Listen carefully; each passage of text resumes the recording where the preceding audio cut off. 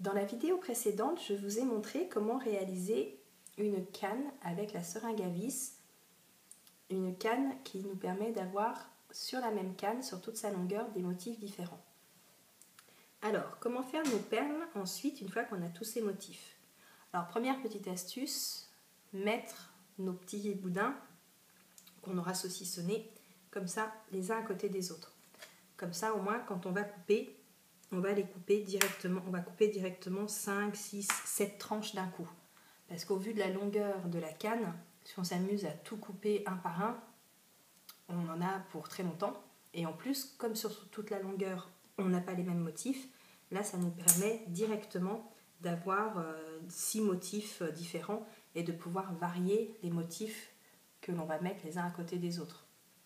Ensuite, une fois qu'on a coupé nos tranches, donc soit on vient comme ceci recouvrir l'intégralité d'une perle, ce qui fait que quand on va venir rouler, on va se retrouver avec une perle totalement recouverte de motifs, soit on va venir poser que par-ci par-là des motifs.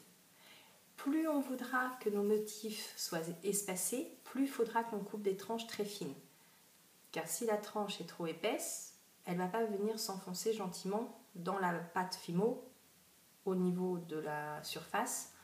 Elle va chercher là où il y a de la place. Si elle a de la place à droite et à gauche, elle va s'épater. Et du coup, nos motifs risquent de ne plus être espacés comme on le souhaitait au départ.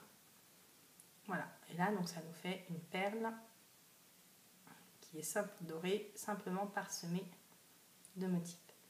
Autre motif qu'on peut obtenir grâce à cette canne, on va prendre 4 morceaux de la canne en essayant de varier les couleurs que l'on a en façade, et là on va diminuer comme on diminuerait une autre canne.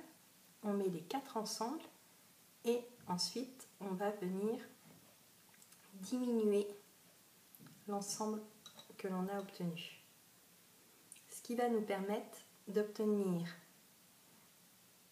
une canne de 4 petits motifs variés.